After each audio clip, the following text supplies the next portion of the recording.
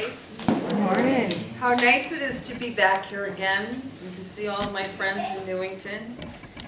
Is everybody psyched for Super Bowl Sunday? My husband is. Parts of my family are. I don't know that I necessarily am. I have to say how interesting it is how Spirit kind of puts things all together for you. The inspirational reading that took place this morning is exactly what I wanted to talk about today. And it's so funny how often that happens, isn't it? It doesn't matter what environment you're in, what group that you're talking to, it seems like that synchronicity seems to find its way into the spiritual, or I guess into just about any religious service. So I think that that was very, very cool. Glasses would be helpful for me too. This morning I'm inspired to talk about unhappiness, or I should say, the blocks that we self-inflict upon finding happiness, including that lack of peace that can stunt our emotional and our spiritual growth when we allow ourselves to manifest our inner fears and the threats that are placed upon our egos. You know, in the vein of personal responsibility, the personal responsibility that is a part of our philosophy and our religion, I have been called upon today to speak about the happiness that we can regain when we unlearn our negativity, our hatred, and our prejudices, and when we release our harmful belief systems, focusing instead upon thinking which goes towards the greater good, not only for ourselves, but that greater good also includes each other and the universe. Negative thoughts and emotions are often the byproducts of threats to the ego or emotional triggers that have yet to heal. But they also can be heirlooms that were handed down to us from one generation to another. And this is fair. But with personal responsibility being a part of our spiritualist philosophy, we have the obligation personally to use our spiritual and our logical abilities to make the corrections that we need along the way. With all of this in mind, we may not realize that the way that we think has the power to affect the way that we feel.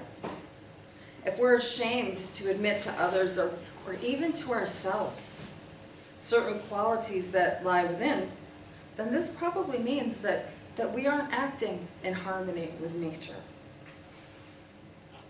An effective self-examination technique, and it's so simple, but yet it seems complicated because we don't often tend to think along these lines, is to pay attention to our bodies.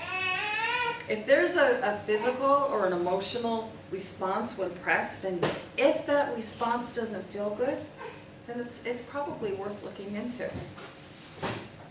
When the spiritual body that drives the human body is in its best form, it does not succumb to the temptation to carry a negative vibration in any capacity whatsoever. When the spiritual body is not living its best life, on the other hand, the physical and the emotional bodies are also affected. You know, we pack up and we carry along with us our triggers, which greatly contribute to our attitudes and the armor that we wear when we leave the safety of our homes.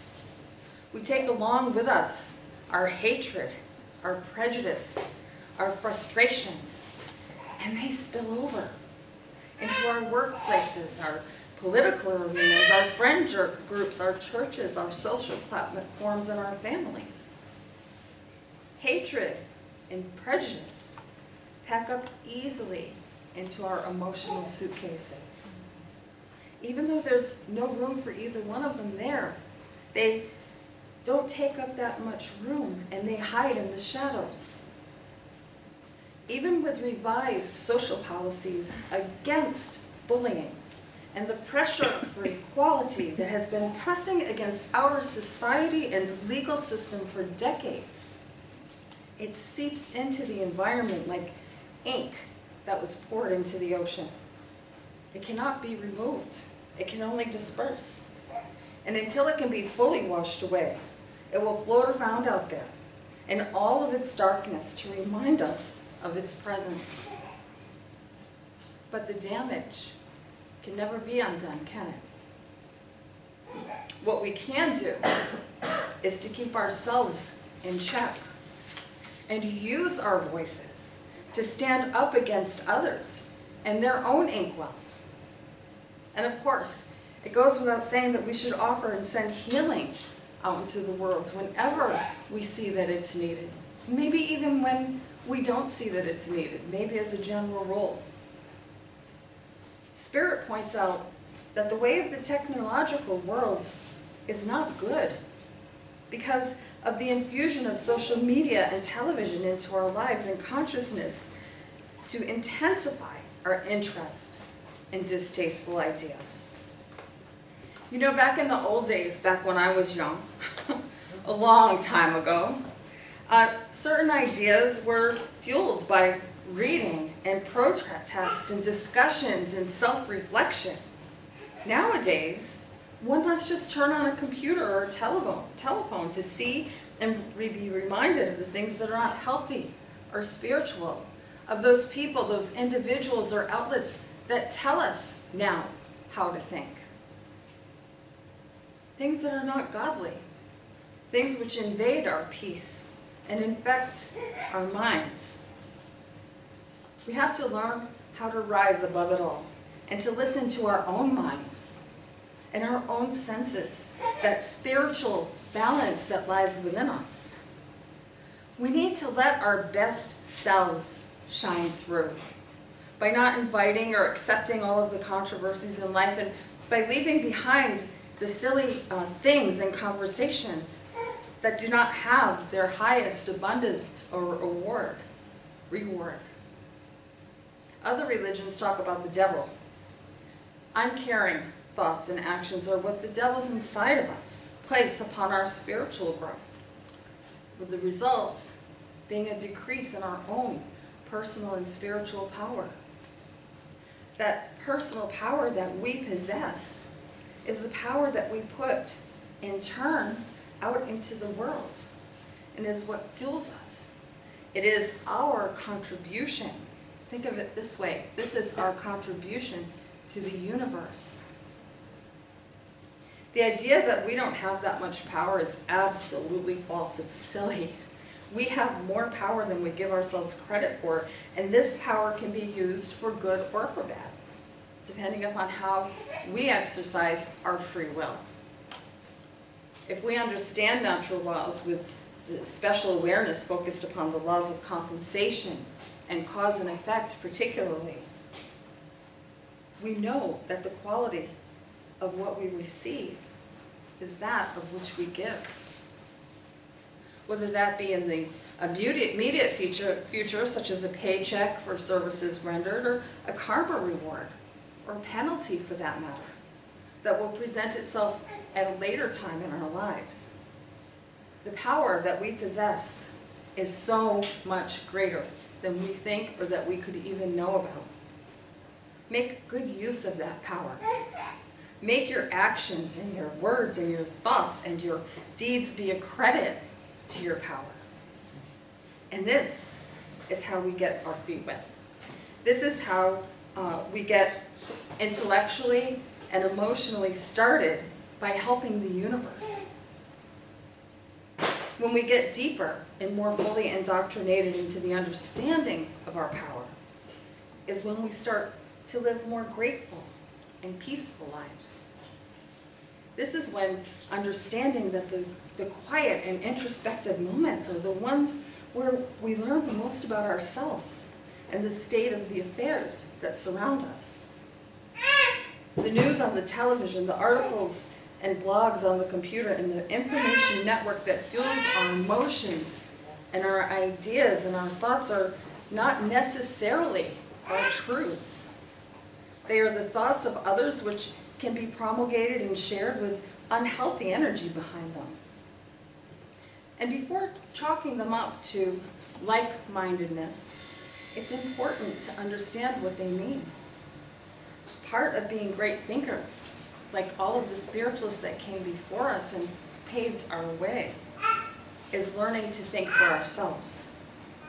Listening to the intuition that we were brought into the world with, that God spark, that connection to the universe that is all-knowing and not visible to the human eye. When we connect to God and find ourselves in that spiritual place and time of wisdom, that's when we are able to see the importance of practicing the art of gratefulness. Through gratefulness, you'll see the world in a wholly different perspective. For example, instead of being perhaps disappointed by the size or the value of a gift, through the eyes of gratefulness instead, you will be touched by the thoughts and the sacrifices that went into sharing this gift with you. Through the art of gratefulness, and I have to say, it is an art form that really needs to be practiced. We get to see the world on a much larger screen with much more vibrant colors than ever before. You know, looking through the lens of gratefulness, you understand that you're really never denied anything. You become more generous with your resources. With gratefulness, it's easy to be happy with the entirety of your world without the need to look at others or at what they may have that we do not possess ourselves. Inside of a life of gratefulness is a place of bliss that once you get there, once you receive and you actually have that bliss, you never want to see that shatter. When you reach that point of being happy for others and of acting with love towards others and yourselves is when true happiness really starts to unfold. And the rest comes as you get it. And the rest comes with the lessons that you'll learn along the way.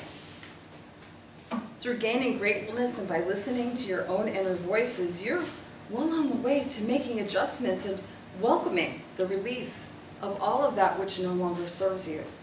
Blending your existing knowledge with the new and perhaps uncharted territory that you never dared to set foot upon before, that you may never have had the courage to set foot upon before. You'll be capable of living a more purposeful life, and you will connect on a deeper level with our principles and with our natural laws. Living by the law of compensation and by deeply understanding what it is like and what it means to live in that mindset, it becomes clear that when we live with abundance, we what? We find abundance, right? When we live with love, we find love for ourselves. When we drop judgments and conditions, barriers just start to fall away. They just come down. Unlearn learned conditions. Correct misjudgments about life and be open to learning whether or not you're misjudging life. Lose judgment about who should do what to make you happy. Make yourself happy. Turn off the news from time to time and think about what you just heard. Whether or not it resonates will be your compass and the factor that determines whether or not you will want to internalize that which you heard or just let it go. This is a time, and there is a time and place for everything, and the time and place may not be of your liking or of your own plan. But there is a plan that has been set for you and a way to lead you towards the goals and aspirations that were determined, that you were determined to meet before you even came here. So sometimes we just have to go with the flow. Sometimes when we want something or someone in our lives to the exclusion of anything alternative, we learn that when we get it, we may not be all that fulfilled. We may not feel all that fulfilled or all that happy with it. Ironically, one can be happier with something that comes as a surprise rather than that which comes as a manifestation. Simple things that you weren't expecting could show up in your world when you make way for them by releasing the impossible limitations that you put upon yourself and by pushing too hard or wanting it too much. If it's right, then it should be easy. And if it isn't easy, it may not be for your highest good. Everybody has the ability and the opportunity to just try and try and try again. We're blessed with a fresh new day every time the sun comes up in the morning. This is the beauty of a life of reformation and of a God that gives you the flexibility and the free will to change your mind, to grow, and to heal. You all have so many amazing gifts, and you all are just treasured for your beautiful, unique, and special ways. Your connection to spirit, infinite intelligence, and your natural laws are guideposts that you can use for clarity, the clarity that you need to navigate this very complicated place that we live. Let your decisions carry the energy that you want to generate with your personal and your spiritual power. This is an easy thing to train yourself to do because it's natural. It's a part of nature. Check in regularly with infinite intelligence. How can you increase your own personal power and find ways to increase the value of your compensation? What is needed that only you can provide the world with? Try to see and to like what is reflected in the mirror when you look in there without discouragement to the very essence of yourself and that beautiful light that resides within you. Figure out how you can stare into that reflection to the point of not seeing what is on the surface with your objective eyes, you know, whether your makeup, lipstick's on straight or your hair looks good for the day. See if you can find what lies within the subjective mind, what lies in here.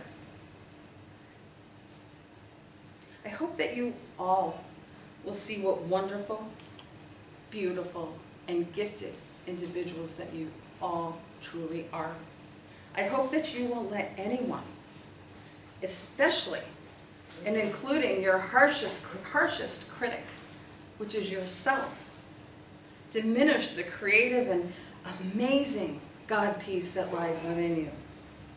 And I'll leave you with this final thought. A bridge is only as good as the base that it's set upon. Without that strong foundation above and below it, that bridge will not be a safe means of transportation. If you don't build up yourself and take care of that foundation, the place upon which you rest, you will not be best equipped to get from one side to the other of a problem or of a goal of an education or anything else that challenges you in your life. Let the world around you stay there sometimes and focus on the world that lies within, which is just as important, if not more so. Make sure that your relationships with others are healthy. If it doesn't feel safe within the boundaries of that relationship, then maybe it's a good idea to step back from it for a little while and think and internalize everything that is bothering you or that makes you happy within that relationship. God bless you. Thank you. Thank you.